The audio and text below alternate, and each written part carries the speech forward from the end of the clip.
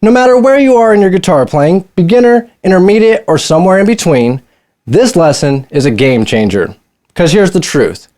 Guitar players are notorious for being horrible at rhythm. We obsess over scales, chords, and flashy techniques that we forget about the one thing that makes people actually feel the music, an undeniable rhythm. So today, I'm going to break down a 4-step system that's helped thousands of players tighten their rhythm, clean up their grooves, and make their playing actually danceable. Your drummer will thank you, the crowd will feel it, and your solos, they're going to be much more musical.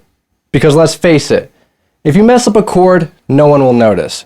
But if you drop the rhythm, everyone feels it. But first, be sure to download the free PDF workbook. Link in the description. It's going to have the tabs, the diagrams, and everything so that you can follow along to this video. This video is part 6 of a 6-lesson training. The other 5 lessons are on my channel, so be sure to check those out. Alright, step 1 is where it all begins.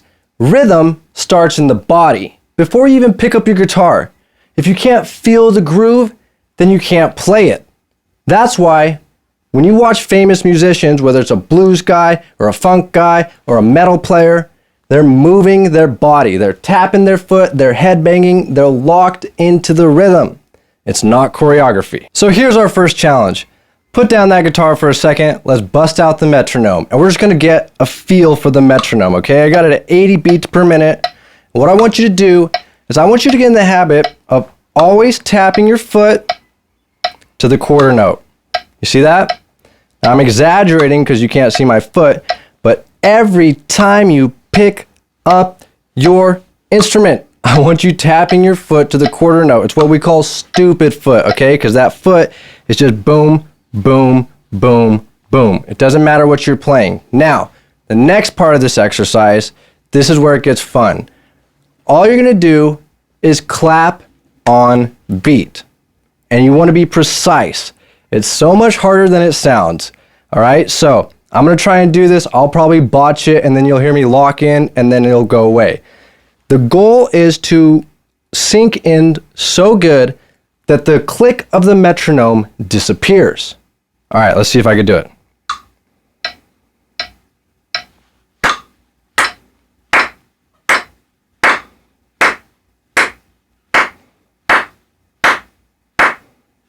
There it is. At the end, I got it. So you see at the beginning, I was a little bit rushing. I had to close my eyes so that I could really hear the distance of time in between each click.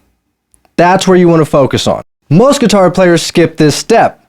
So get ahead of 99% of them and do this exercise every day. And if you do, you'll be the best, tightest rhythm player in town. All right, go ahead and pick up your instrument again, because step 2 is rhythm is in the right hand. The right hand is your internal drummer. When you watch a drummer play, they're hitting the hi-hat with their right hand. They're keeping time with that hi-hat. So your right hand is your hi-hat. Okay, so try this. Mute the strings with your left hand by barely placing them over the strings. You should get that sound. That's all we're gonna do with the left hand. Now the right hand, I want it to go non-stop eighth notes. 1 and 2 and 3 and 4 and down, up, down, up, down, up, down, up. This is going to train your body to get into that pendulum, to always have that rhythm going back and forth. So let's put it to a metronome. We got 80 beats per minute. I'm going to go 1,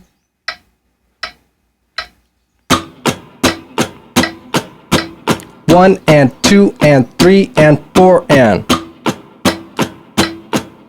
Not only is this going to strengthen your rhythm, but it's a great warm-up exercise. So put a timer on for 2 minutes and just do this daily and try and lock into that metronome.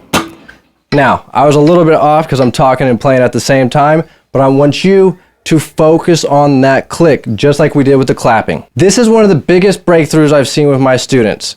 Once you get that right hand tight, all of your playing instantly levels up. Now that your right hand is in motion, it's time to get precise and master your subdivisions. If you don't know what subdivisions are, don't worry, you already play them every single day. It's just how we break up that measure of time. And the most common ones, we got quarter notes eighth notes, triplets, and sixteenths. For this exercise, let's just go quarter notes, eighth notes, and sixteenths. Get that metronome again, and we're going to pick up where we left off. This time I'm going to start with just quarter notes.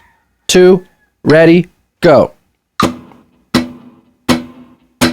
1, 2, 3, 4, eighth. 1 and 2 and 3 and 4 and 1 and 2 and 3 and 4 and.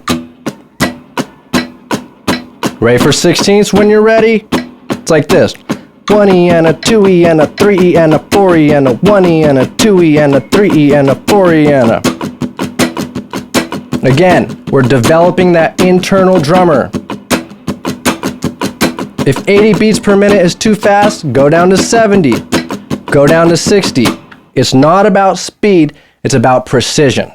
So when your right hand can cleanly control these subdivisions, that's when you gain control over the rhythm, over the feel of your groove. This separates the mechanical beginners from the pro sounding players. Now that the rhythm is in your body, the right hand is locked in, and you understand subdivisions, it's time to put a chord to it and make some music. Let's start with the A minor bar chord at the 5th fret. Now I'm going to play a rhythm pattern using this chord, nothing fancy, but the goal is to keep the right hand moving in a pendulum and then only strike the strings on our 1, 2, and 3, 4. You got that? So 1, 2, and 3, 4. But I want the hand going non-stop like this. So if we're doing eighth notes, right, it's going to be 1, 2, and 3, 4. 1, 2, and 3, 4.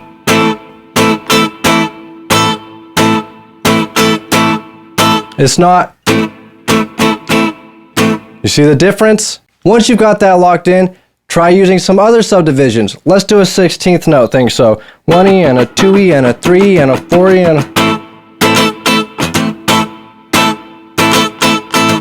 The main thing is that your right hand doesn't stop. Next thing would be adding a little bit of accents. Some of the notes a little bit quieter and some of the notes more pronounced, like this.